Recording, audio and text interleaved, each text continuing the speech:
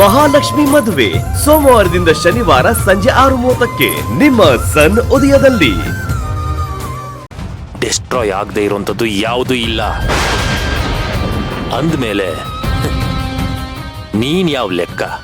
ದೀಪ ಆರೋಕ್ ಮುಂಚೆ ತುಂಬಾ ಜೋರಾಗಿ ಉರಿಯುತ್ತೆ, ಅದೇ ರೀತಿ ನೀನು ಉರಿತಿದೀಯ. ಉರಿ ಉರಿ.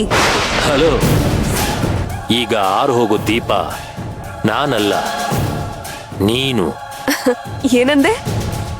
ನಾನಾ? ಹೌದು.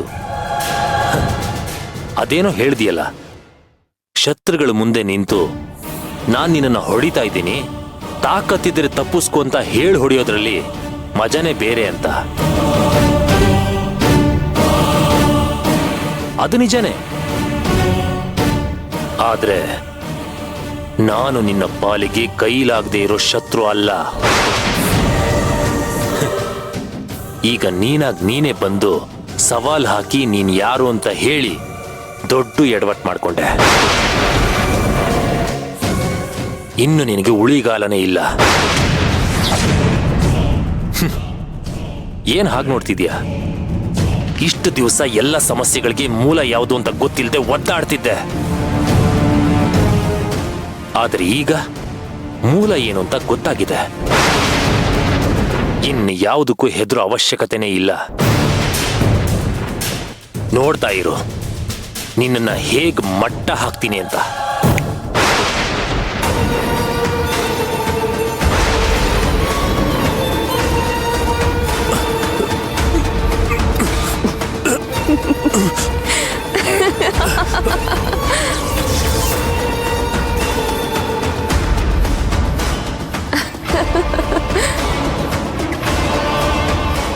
ಏನೋ ಕೈಕಾಲ್ ಗಟ್ಟಿಯಾಗಿದೆ ಅಂತ ಸೀದಾ ಹೋಗಕ್ ಹೋದ್ರೆ ಬಿಟ್ಬಿಡ್ತೀನಿ ಅನ್ಕೊಂಡಿದ್ಯಾ?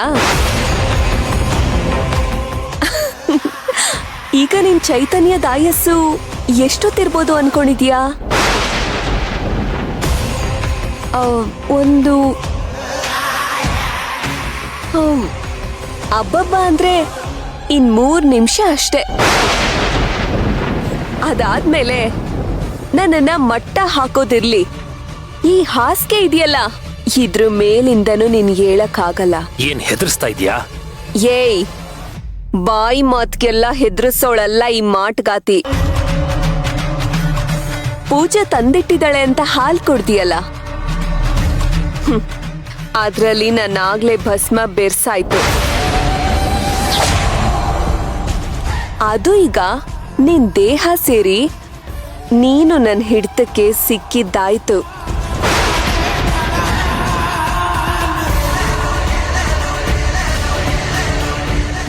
ಇಷ್ಟೊತ್ವರೆಗೂ ನಿನಗೆ ವಾಮಿಟ್ ಆಗ್ತಿತ್ತಲ್ಲ, ಅದು ಯಾಕೆ ಅನ್ಕೊಂಡಿದ್ದೆ?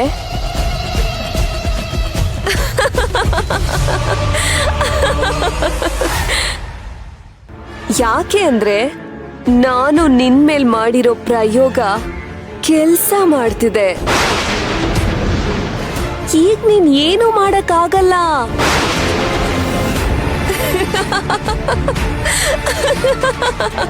ನಿನ್ನನ್ನು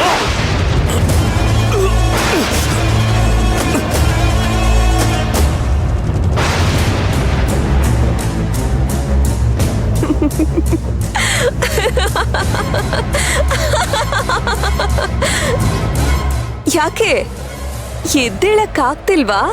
ನಿನ್ನ ಕೈಯಲ್ಲಿ ಆಗೋದು ಇಲ್ಲ. ಇಷ್ಟೊತ್ತು ಹೀಗ್ ಮಾಡ್ತೀನಿ ಹಾಗ್ ಮಾಡ್ತೀನಿ ಅಂತ ಏನೋ ಜೋರ್ ಮಾಡ್ತಿದ್ದೆ. ಈಗ ನಿನಗೆ ಉಸಿರಾಡೋದಕ್ಕೂ ಕಷ್ಟ ಆಗ್ತಿದೆ ಅಲ್ವಾ? ಇದೇ ಮಾಟ್ಗಾತಿ ತಾಕತ್ತು ಅಂದ್ರೆ. ಗಂಡ ಹೆಂಡತಿ ಇಬ್ರು ಸೇರ್ಕೊಂಡು ನಮ್ಮಪ್ಪನ್ ಜೀವ ತೆಗೆದ್ರಿ ಅಲ್ವಾ? ನನ್ ತಂಟೆಗ್ ಬರ್ದೇ ಇರೋರನ್ನೇ ನಾನ್ ಸುಮ್ನೆ ಬಿಡಲ್ಲ.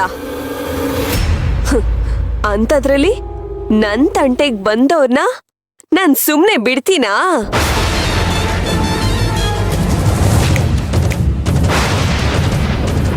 ನೋಡ್ತಾ ಇರು ನಿನ್ನ ಸೇವಂತಿನ ನಿನ್ ಕಣ್ಮುಂದೆನೆ ಹೇಗ್ ಬಲಿ ತಗೋತೀನಿ ಅಂತ.